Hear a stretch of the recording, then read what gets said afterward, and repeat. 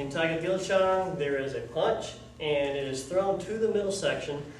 Although, when you start applying the techniques, you'll see that it's not always a punch, and it's not always to the middle section, but we always throw it to that same level. Now, again, with all your techniques, power comes from hips, spinal rotation, and proper form in your stance, proper form in the delivery of the technique. Now, let's go over that a little bit more closely. If you step out in a punch, Jason, please.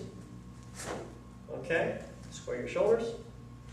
Now, notice that the first two knuckles in Taekwondo, we always punch with the first two knuckles. So those two knuckles are where he's directing power into. So they are the farthest away from his shoulder. His shoulders are square, head is centered over the hips, hips are square. Now, if you will punch out to this side, okay, now notice Jason's shoulders are not square right here.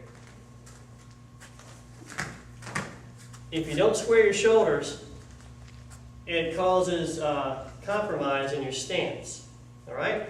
So always after, even though you punch, I'm using my hips and my shoulders to put power into the technique, but afterwards my shoulders are square. I want to go over something else as well. Notice that the arm is slightly bent, almost straight, but slightly bent. In other words, don't lock the arm. When you punch into the air or against a light target, never lock the arm, because that can be bad for your shoulder or your elbow. The other thing, some instructors teach chambering the hand here. Some instructors teach chambering the hand here. They're both right. It just depends on what technique you're doing. Now watch this. I'm going to push against Jason. I can push him off because I'm bigger than him, but I had to use quite a bit of force. Now I'm going to make that small change, bringing his hand from here to here. I'm going to push against him again.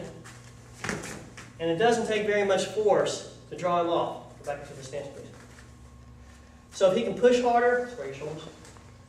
If he can push harder, he can also punch harder.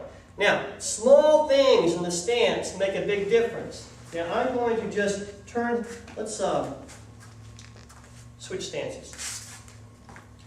Punch with your other hand. So it's square your shoulders. I'm going to turn his foot out slightly. Don't let me push it back. Okay, again. Now this time turn your foot back toward me. Okay? Don't let me push you back. A small mistake in your form can make a big difference in the execution of the technique. One other thing, now if you'll face this way, notice that his elbow stays down when he punches. Rechamber this. I can stand right here, and he should be able to punch without touching me. Again. The point is, you don't want to bring your elbow up. That takes power away from your technique. And it also telegraphs the punch. It also leaves you open. Face me. Punch. Okay, with the other hand. Now, from here, let's go back here. Put this down. Now, I'm going to push against him. Now watch. I'm going to push against him. Again, if he can push harder, he can punch harder.